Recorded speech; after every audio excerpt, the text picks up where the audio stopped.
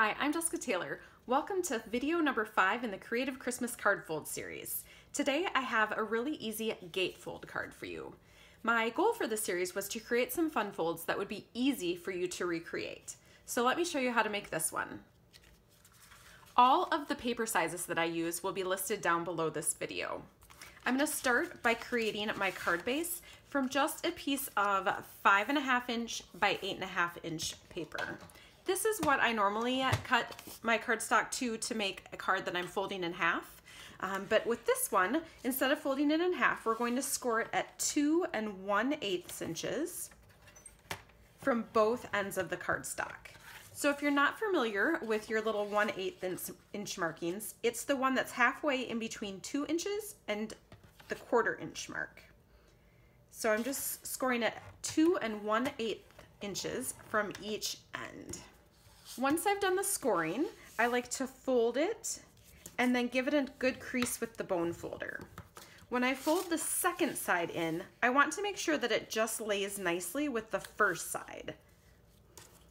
You don't want them to overlap on the front. So there is the base for the gatefold. Easy peasy. For my front panels, I've cut 2 pieces of Snowflake paper that is 2 inches wide by 5 3/8 inches long. I cut this so that there's just a little bit of a border around it.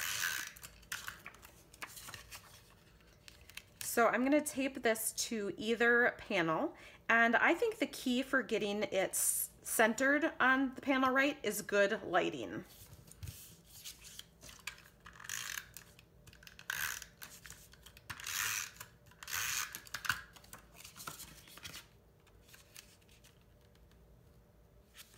So once you have your pieces on, I just stamped Merry Christmas on an insert. Whenever I use a darker cardstock, I like to use a white insert so that it's easier to stamp my greeting on and it's easier for people to read what I've written on it.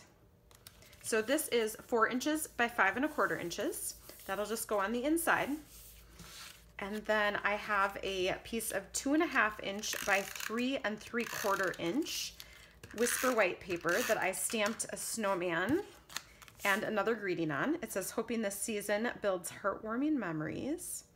And then I'm mounting that on a piece of real red cardstock that is 2 5/8 inches by 3 7/8 inches. Now, to put this on, here is the #1 trick of this card, and that is you do not want to tape your card shut. So you want to make sure whatever adhesive you're using, you're only putting it on the left side of the card, or on the left side of this front piece. So instead of using the snail adhesive, I'm going to use some Stampin' Dimensionals to make it pop up a bit. So I'm going to put Stampin' Dimensionals on the very far left side of my front panel piece. And then I'm going to put some just right towards the inside of my left-hand flap. And I want to make sure that they're close enough that they catch my main piece and don't overlap.